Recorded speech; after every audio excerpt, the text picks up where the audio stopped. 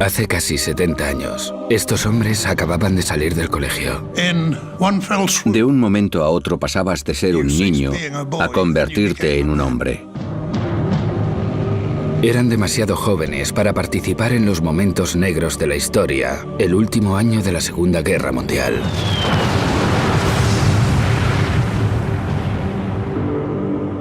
Ahora, a su avanzada edad, los pocos supervivientes que quedan se encuentran entre nosotros, escondidos a plena luz del día. Esta es la última oportunidad para escuchar de primera mano lo que sucedió realmente. Cuerpos de alemanes, de canadienses, de británicos. El olor, el hedor. Eso es la guerra.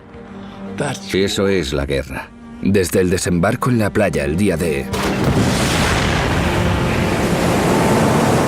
hasta la lucha en la batalla de las Ardenas durante el frío invierno, nos revelarán los verdaderos horrores de la Alemania nazi. ¿Cómo puede un ser humano hacerle algo así a otro ser humano? ¿Cómo pueden hacerlo? Esta es su historia contada con sus palabras, no la que cuentan los generales y los historiadores. Después de tantos años, me sigue afectando muchísimo. Veremos dónde lucharon en las grabaciones originales. Utilizaremos bombas y armas reales para ilustrar aquello por lo que pasaron los veteranos, pero no quedó registrado.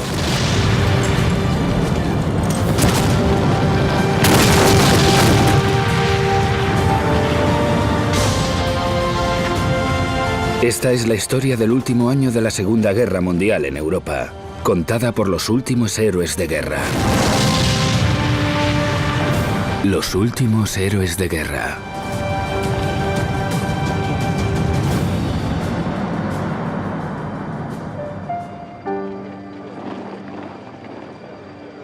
El día D. En junio de 1944, miles de jóvenes se reunieron en la costa sur de Inglaterra, listos para ir a la guerra.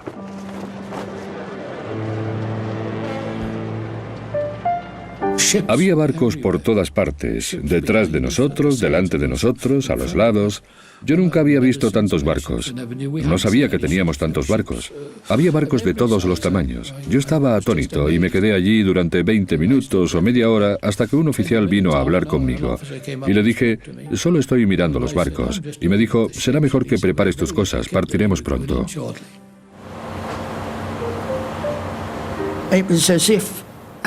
Era como si un gigante tirara de todos ellos a la vez con cuerdas. Era una imagen fantástica.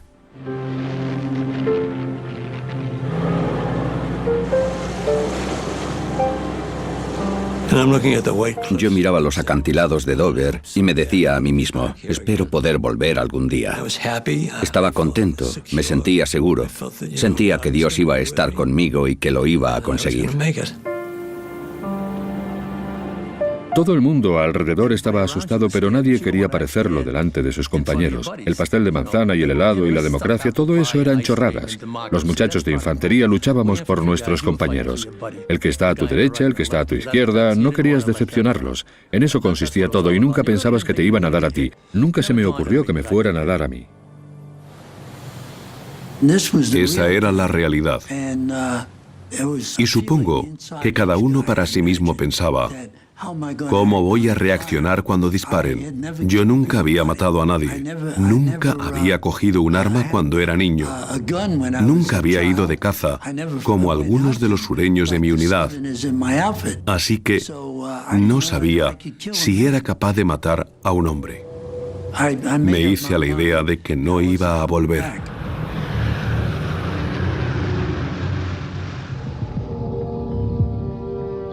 6 de junio de 1944, el día D. Estos hombres y otros muchos británicos, americanos y canadienses tenían una orden. 5 playas con los nombres en clave Utah, Omaha, Gull, Juno y Sword debían ser tomadas de noche. Después, los generales pretendían alcanzar Caen, 17 kilómetros hacia el interior. Lucharían contra una fuerza diabólica masiva, el formidable y decidido ejército alemán que trataría de forzarlos a regresar hacia el mar.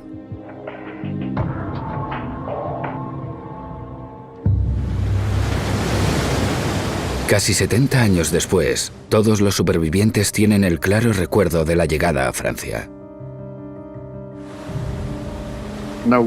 Hacía mal tiempo, había mucho viento y nuestra pequeña embarcación de asalto parecía un trozo de corcho moviéndose de un lado a otro.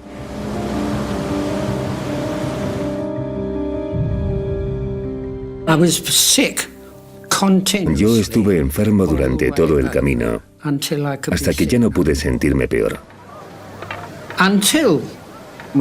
Hasta que nos dieron la orden de ponernos en marcha para desembarcar los tanques, y se me pasó el malestar.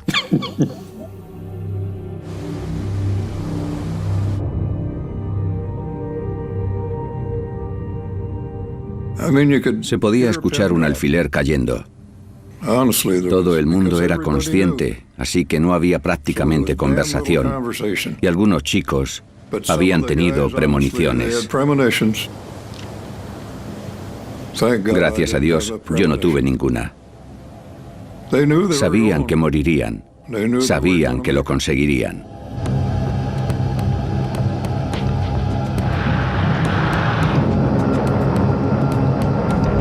Antes de que las tropas desembarcaran, el plan aliado era debilitar las defensas alemanas con un bombardeo aéreo y después uno naval.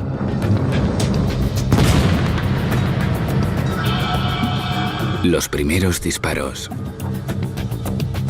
Un estudiante de medicina de Nueva York de 19 años, Hal Baumgarten, se acurrucaba en el interior de un barco. Recuerda haber escuchado el inicio.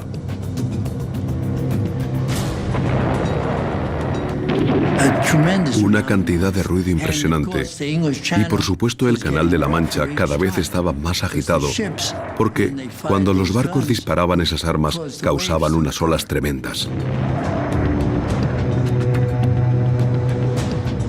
Teníamos armas de fuego de 40 centímetros con sus cargadores de este tamaño colgando y pasaban sobre tu cabeza como un tren express, sonaban como un tren pasando por encima de tu cabeza.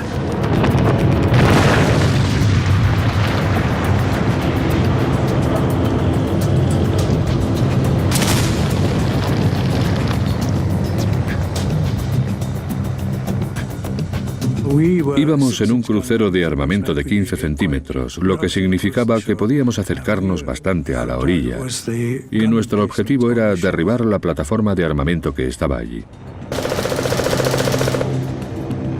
Lo que ocurrió es que uno de nuestros proyectiles atravesó la embocadura.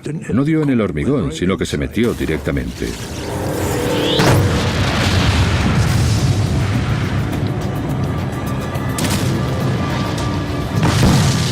Y explotó e hizo saltar toda la torreta por los aires, rompiéndola en 1000 pedazos. Y siguen allí, entre la hierba. Por eso lo llamamos el disparo de la suerte, aunque siempre hemos dicho que fue el más preciso.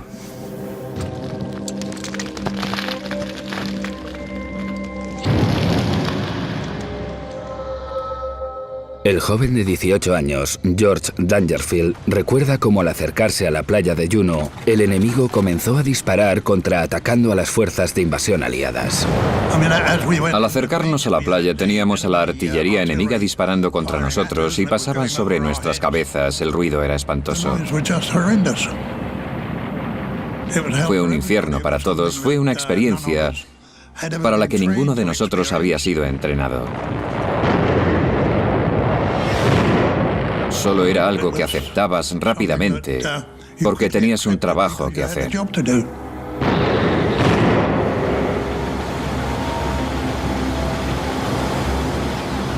El joven de 20 años Donald McCarthy venía de Boston, Estados Unidos. Recuerda con claridad la primera vez que vio la costa de Normandía. Yo decía, Dios mío, eso es Francia. Vaya, vamos a estar allí, vamos a entrar allí.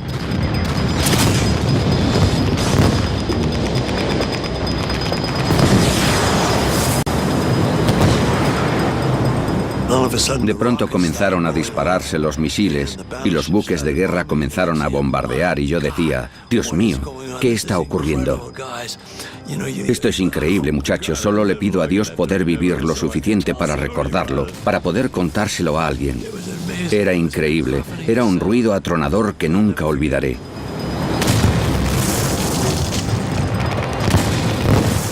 Todavía puedo sentir todos aquellos sonidos según hablo contigo.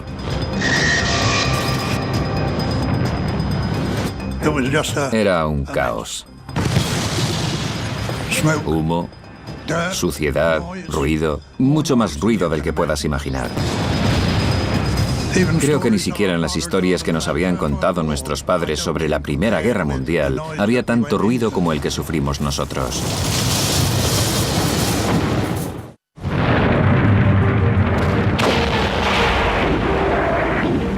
El plan invasor del día D estaba muy lejos de ser perfecto y el tiempo era espantoso. Para los hombres que se encontraban en el mar, era una experiencia que no se parecía a nada que hubieran vivido hasta entonces. Primero tenían que desembarcar de los grandes buques de asalto y subirse a pequeñas lanchas de desembarco. Allí fue donde Bill Ryan comenzó a sentir la masacre que tendría lugar después. El desembarco. Cuando nos acercábamos, nuestras 4 lanchas fueron derribadas por minas y cañones de 88 milímetros. Dispararon a mi barco, que explotó por los aires. Todo lo que recuerdo es que me di en la cabeza contra la cubierta. Nos dieron por el lado derecho del barco y este volcó. Ahí es donde me fracturé el cráneo y se me clavó un fragmento de un cartucho en el hombro.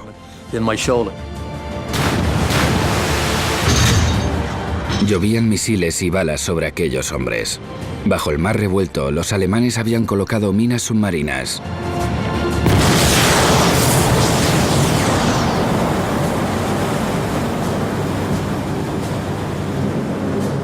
Como en una enorme piscina, se marcaban las líneas de las barcas que atravesaban el mar para alcanzar la orilla. De pronto se oía un ruido chirriante que venía del suelo y entonces te dabas cuenta de que había chocado con algo y se levantaba la parte delantera y tú te quedabas quieto esperando que no fuera una mina.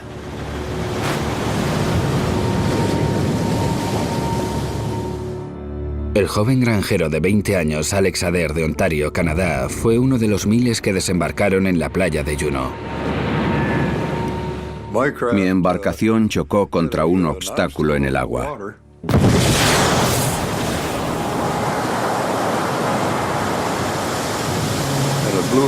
Todo el frente de la lancha de desembarco explotó por los aires y no se veía más que agua saliendo. Y todos los que estaban en aquella parte frontal se quedaron allí. Fue el final para ellos.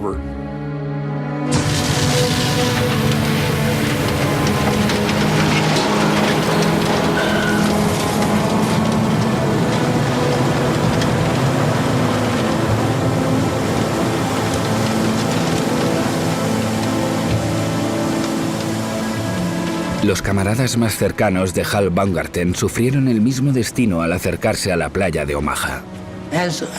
Cuando salió mi pequeña embarcación, el buque de la compañía B, que se encontraba a mi izquierda, chocó contra una mina y explotó. Nos llovió madera, metal, miembros humanos y sangre. Así fue mi bienvenida a Francia.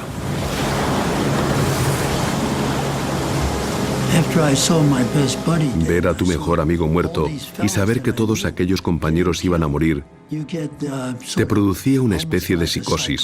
Solo querías matar. Cuando las lanchas de desembarco llegaron a las playas, desplegaron las rampas revelando el campo de batalla.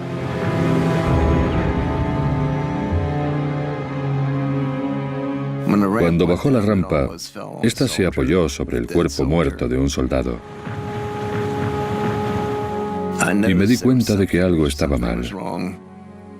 Había algo que no era natural, hasta que caí en que no tenía cabeza. Solo tenía un trozo de cráneo allí arriba.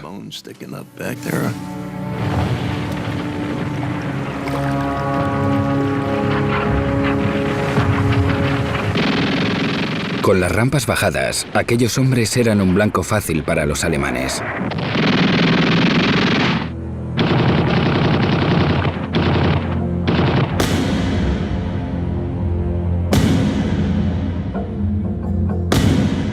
Muchos fueron derribados antes de pisar la playa.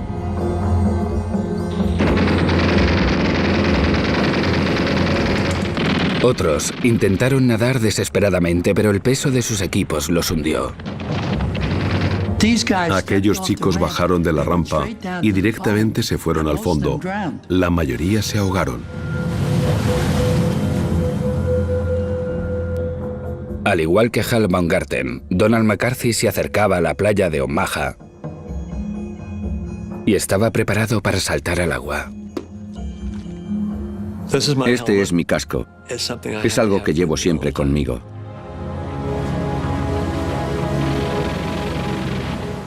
Tenía la cinta de la barbilla abrochada cuando nos acercamos al lateral del barco y caí de cabeza. El aire que se había acumulado en mi casco me elevó hasta la superficie y ahí fue cuando me di cuenta.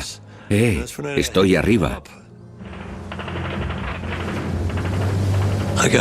Me quité el cinturón, me deshice de todo y me quedé con la chaqueta de la División 29, nada más. Sin chaqueta de combate, ni rifle, ni cámaras, y me decía, me cago en la leche, mi padre me mataría porque había perdido la cámara. En la playa de Gol, cientos de hombres intentaban desesperadamente nadar hasta la orilla. Todos teníamos Mae West. ¿Sabes qué es un Mae West? Es un flotador hinchable. Mae West era una actriz muy famosa que llevaba muchos adornos femeninos. Y nadabas con aquello, te mantenías a flote. Si no, no habría llegado a la orilla, porque soy bastante mal nadador.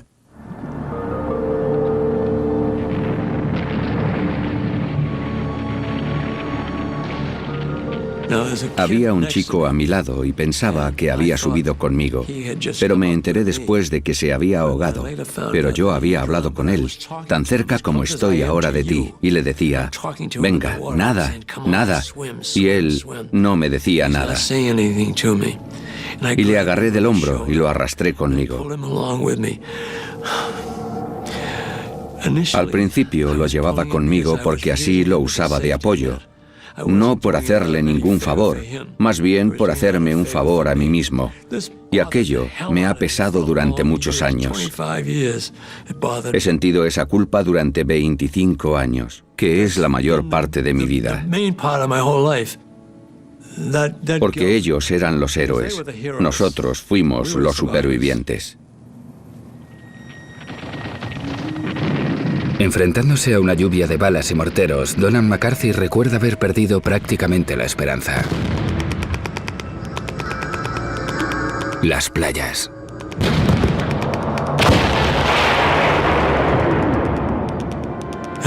Cuando apareció el humo, fue como un milagro. Pensé que Dios tenía un plan para mí. Utilizando el humo para ocultarse, Don y el resto de su unidad cruzaron la playa de Omaha. Aunque por fin estaban pisando tierra, se movían lentamente.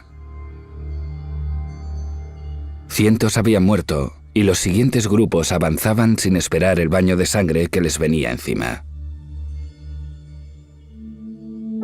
Jim Kelly, un joven de 24 años de Liverpool, desembarcó en la playa de Sword. Debíamos ser 7 en mi grupo. Y en 6 pasos solo quedaba yo en pie. El resto había caído. Me habían dicho que llegara a la playa. En mitad del caos de la guerra, Jim recuerda una imagen bizarra y surrealista. Había un hombre allí, de pie, vestido con el uniforme de la Marina, dirigiendo el tráfico hacia la playa. Decía, salid de la playa, salid, salid. Desembarcando también en la playa de Sword, se encontraba el guardavía Ken Sturdy. Recuerdo al supervisor de playa. Era un oficial de la Marina y tenía un bulldog. Tendría órdenes de Churchill y gritaba: «¡Salid de la playa!». Por supuesto, sus instrucciones como supervisor de playa era despejar la playa y sacar a más gente del mar, porque los alemanes tenían la playa a tiro. Las tierras que tenían por delante también eran trampas mortales, estaban sembradas de minas. Las minas.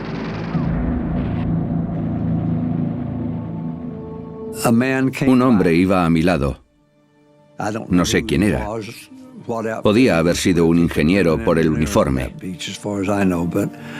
Habían colgado una mina en lo alto de una valla y cayó justo cuando pasaba aquel hombre, que explotó por los aires, partiéndose en dos.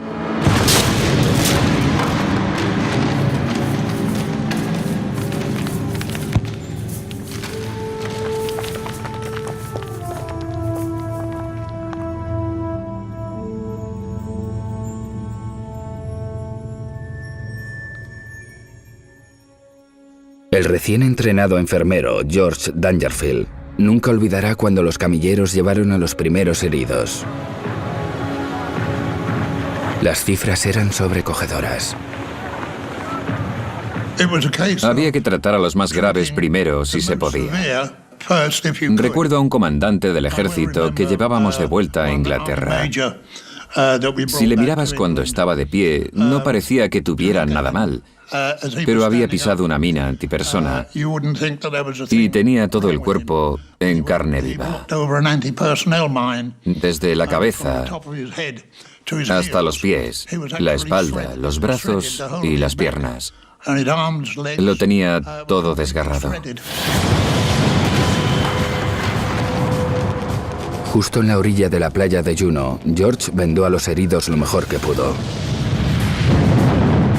En la playa de Omaha, en plena batalla, se encontraba Hal Baumgarten. Vi cosas en aquella playa que un joven de 19 años jamás debería ver.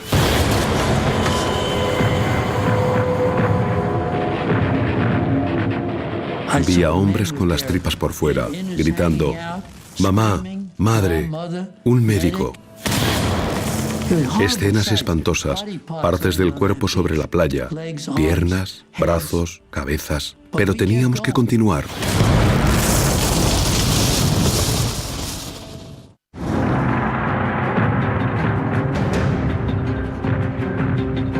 Los aliados habían llegado a las playas de Normandía y las fuerzas nazis alemanas causaban muchos heridos entre ellos. Los generales tenían un extraordinario plan más allá de la invasión, que esperaban que ayudara a los soldados a avanzar más allá de las playas. Las fuerzas aéreas sobrevolarían las playas y bombardearían el lugar. La toma de control.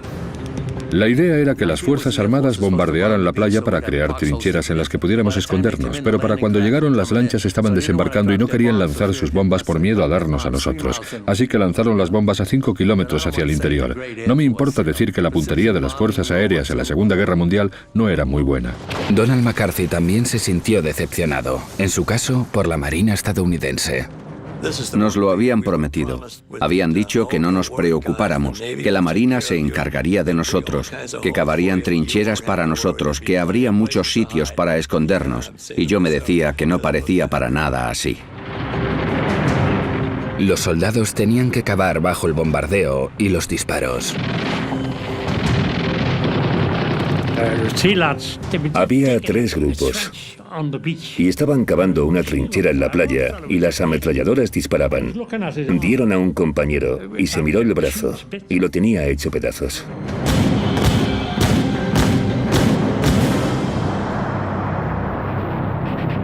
De los hombres que sobrevivieron a la lotería del día de, Hal Baumgarten, que se encontraba en la playa de Omaha, fue uno de los que más suerte tuvieron.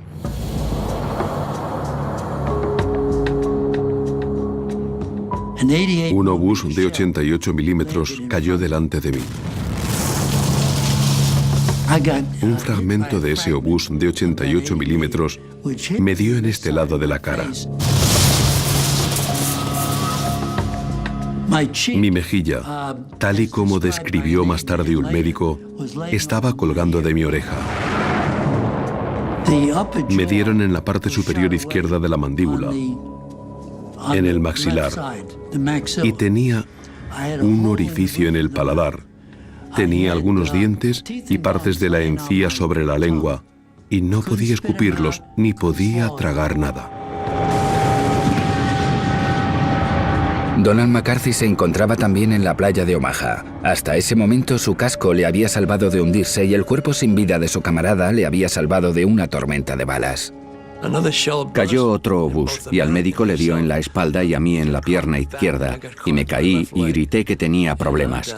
Y 2 médicos tiraron de mí y de otro chico que estaba gravemente herido. Nos sacaron a los 2 y nos pusieron cerca del humo para escondernos.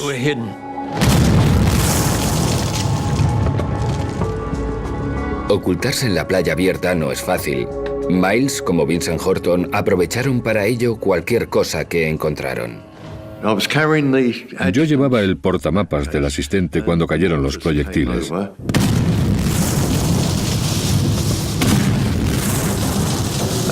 Y una bomba o un proyectil había roto el dique y había formado un cráter. Me lancé allí. Me había cortado el ojo y el pie derecho. Sentía como un hormigueo. Me quedé allí hasta que se me pasó. Salí para ir al punto de encuentro que teníamos y le devolví su portamapas. Y él me dijo, mira esto. Y había un agujero de una bala que no me había dado, pero que había atravesado el portamapas. Me sacaron algunos fragmentos. Me pusieron un parche en el ojo y salimos de allí. Con la mitad de la mandíbula y casi sin dientes, Hal Mangarten continuó como si nada hubiera pasado. Y le alcanzaron otra vez.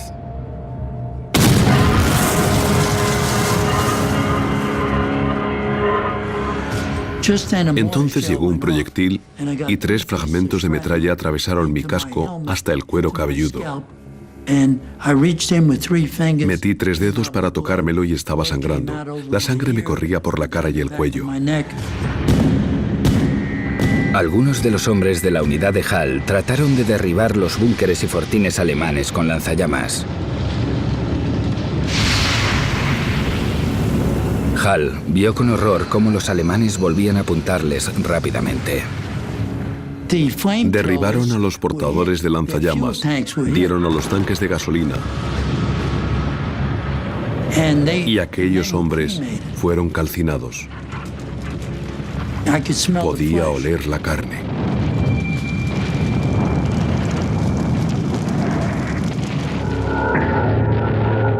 Ningún tipo de entrenamiento podía haber preparado a George Dangerfield para las atroces heridas que se apilaban frente a él.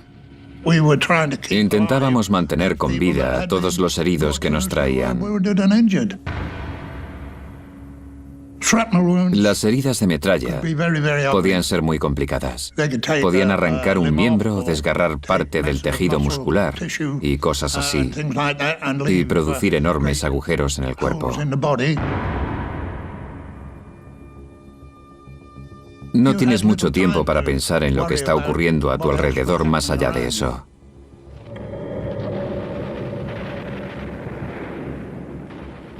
Uno de los momentos que mejor recuerdo es el de un soldado canadiense al que habían alcanzado en la cara. Le faltaba la mayor parte de la cara y el cura estaba intentando consolarle. Estaba muy cerca de él y el hombre quería un cigarrillo, pero no había sitio donde ponérselo.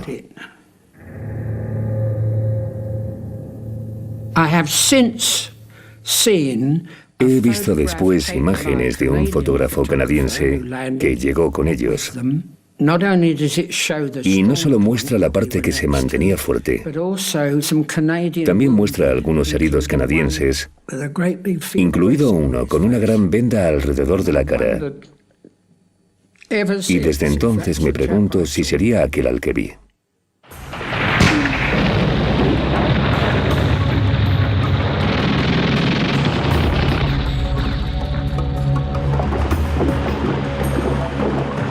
Aquel día, los generales aliados esperaban haber tomado la ciudad de Caen, a 20 kilómetros de allí antes de que anocheciera. Pero por la tarde aquellos hombres se encontraban en apuros.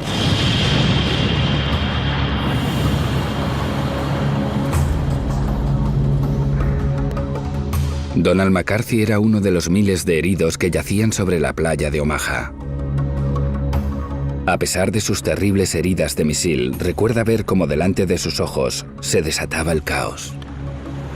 Vi la playa devastada, lo vi todo. Vi como un MI-09 nos sobrevolaba 2 veces y se dirigía a la playa. Vi cómo mataban a muchos chicos que aún estaban llegando a la playa.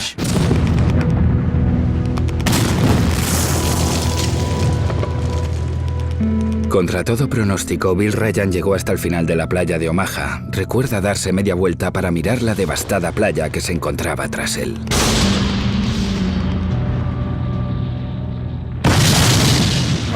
Me habría gustado tener una cámara o una grabadora. Habría hecho una fortuna porque estaba en el flanco oeste y avanzaba mirando hacia la playa de Omaha, el caos y la confusión.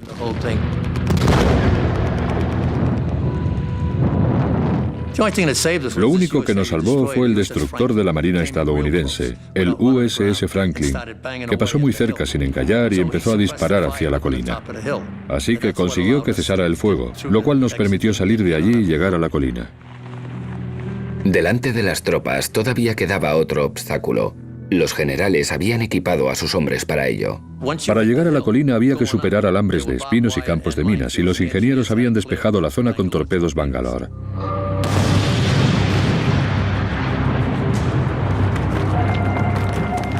A pesar de las pérdidas y las bajas, las tropas supervivientes ya al otro lado del alambre de espinos se encontraban muy cerca de las fuerzas alemanas.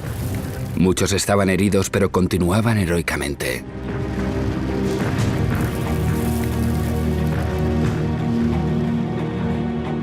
Hal Van Garten reptó por la playa, convencido de que aquel día no sobreviviría. Había perdido la mitad de la mandíbula, le faltaban la mayoría de los dientes y 3 fragmentos de metralla estaban alojados en su cabeza. Era un milagro que continuara vivo. Y entonces la situación empeoró de nuevo. Mientras reptaba debía activar una mina. Sentí como si una roca me golpeara el pie izquierdo. Miré hacia abajo y vi un agujero perfecto en mi pie izquierdo a través de la malla. Llevábamos mallas y a mí se me daba muy bien vendar, así que me quité el zapato y tal y como sacas agua de un recipiente, saqué la sangre de mi zapato, me quité el calcetín, me eché los polvos y me hice un buen vendaje. Pero entonces empezaron a llegar misiles, así que me puse el zapato sobre el vendaje y me lancé detrás de un seto. Los búnkeres. Al final de las playas, las tropas tenían que enfrentarse todavía a las últimas pero las más inexpugnables defensas alemanas. Duras fortalezas, numerosos fortines de hormigón, estaciones de radar y búnkeres. Charles Scott Brown sabía exactamente lo que tenía que hacer. Lo que hay que hacer es seguir avanzando e intentar meterse por debajo. Así el arma está aquí y el hombre está aquí debajo. Y después coges granadas y las lanzas hacia la línea de fuego.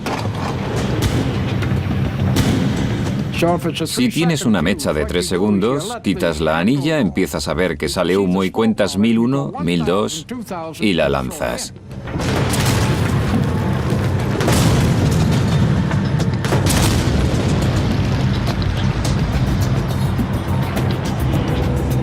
Los hombres que usaron granadas recuerdan con nitidez el poder que tenían estas armas. Miré dentro y había 2 hombres, o lo que quedaba de ellos. De uno de ellos solo quedaba la parte de cintura para abajo. Allí estaban las piernas. El resto del cuerpo no estaba. Y el otro era algo parecido. Había soldados muertos, tirados alrededor de aquella arma.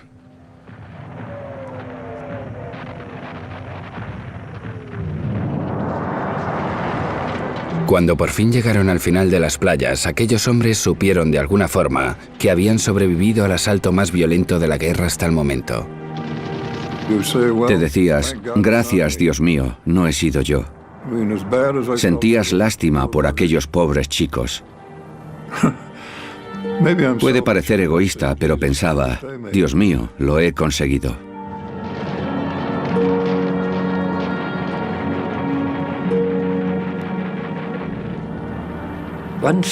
Una cosa que no se puede enseñar es el olor de la guerra.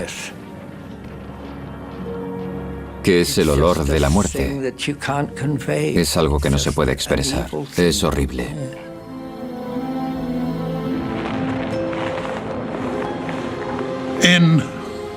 De un momento a otro, pasabas de ser un niño a convertirte en un hombre, porque tenías que lidiar con problemas de hombres. Así de rápido.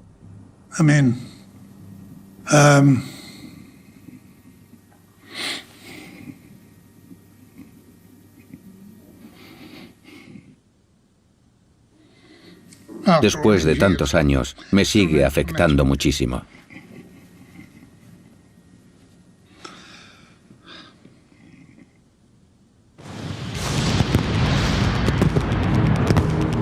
Seguridad en las playas. Las tropas llevaban todo el día luchando para salir de las playas. Al caer la noche, muchos seguían atrapados bajo las dunas. Otros se adentraban en Normandía, pero ninguno había conseguido su objetivo de tomar la ciudad de Caen. En la playa de Omaha, con la mitad de la mandíbula, metralla en la cabeza y un agujero en el pie, Hal Van Garten estaba a punto de ser atacado de nuevo. Medianoche. Era una ametralladora alemana que estaba a 50 metros hacia la carretera. Una MG-42. Fue una emboscada para todos. Yo llegué un poco tarde. Me incorporé y una bala me dio en esta parte del labio. Me rasgó esta parte del labio y parte de la mandíbula superior, dejando más dientes y encías sobre mi lengua. Y caí sobre estos hombres, a los que ya les dio igual, porque ya estaban en las últimas.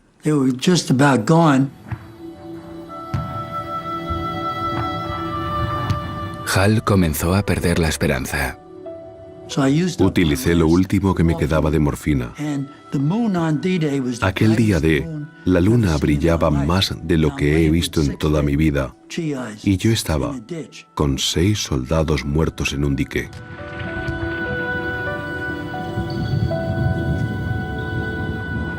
Donald McCarthy fue trasladado al hospital de guerra tras resultar herido en la misma playa.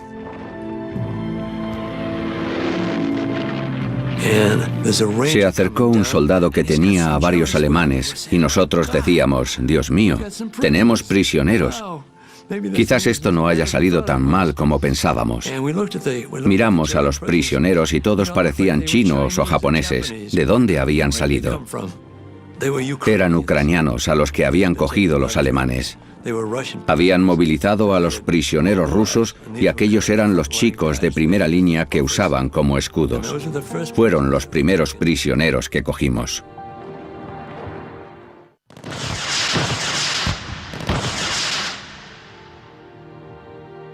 A Hal Van Garten lo encontraron junto a 6 soldados muertos en un dique. Por fin los médicos se hacían cargo de él. Lo subieron a una camilla para trasladarlo por la playa y evacuarlo. Creyó que la odisea por fin había terminado.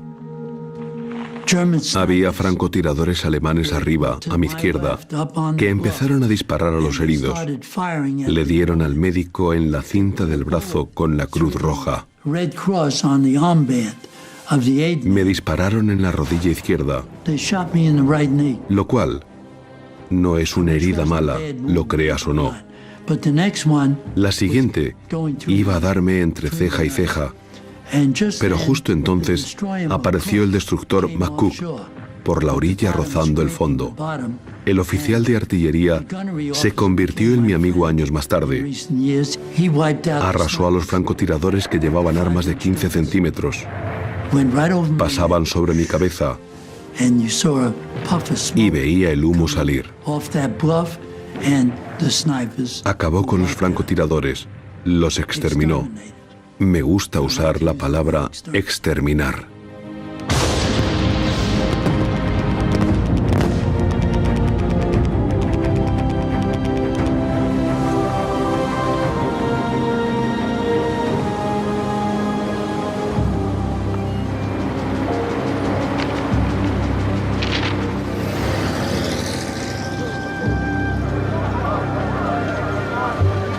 Así fue el día D.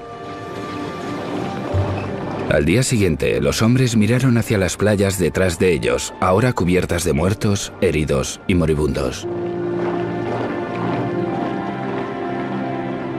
Sabían que aquello no había salido según los planes de los generales.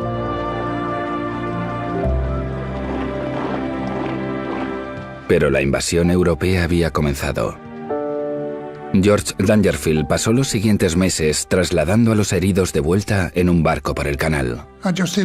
Solo hice lo que se esperaba de mí. Es algo que la vida te pone delante y solo intentas continuar. Vincent Horton, que sobrevivió al misil que había atravesado su portamapas, se encontraba entonces gravemente herido tras pisar una mina. Cuando me desperté y vi que no tenía piernas, me quedé destrozado. Pero cuando me di cuenta de que estaba vivo, me alegré mucho. Sabía que no habría más guerra para mí. Ahí acababa todo.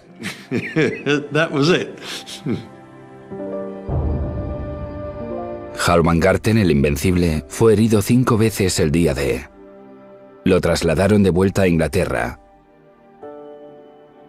y no volvió a luchar. Me hizo apreciar más la vida. En otras palabras, me sirvió para darme cuenta de lo corta que es. Pasar por algo así hace que te des cuenta de que cada día es importante. Así que, desde entonces a mi mujer le digo como 5 veces al día cuánto la quiero, tanto a ella como a mis hijos. Y ellos me lo dicen a mí también, porque nunca sabes cuándo el tiempo va a terminar para ti.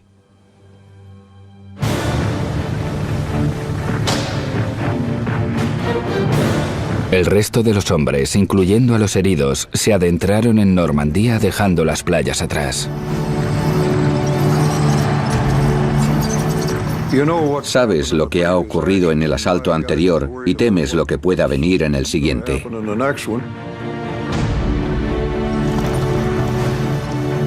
Los aliados fallaron en el intento de tomar Caen, pero los generales insistían en que ese seguía siendo el objetivo. En el próximo episodio, nuestros veteranos tendrán que luchar entre la traicionera maleza de Normandía. Era el peor país del mundo en el que luchar. Asaltar los indestructibles tanques Tiger alemanes. De pronto, entre el humo vi aparecer aquel enorme tanque y le di órdenes al artillero de disparar contra el Tiger.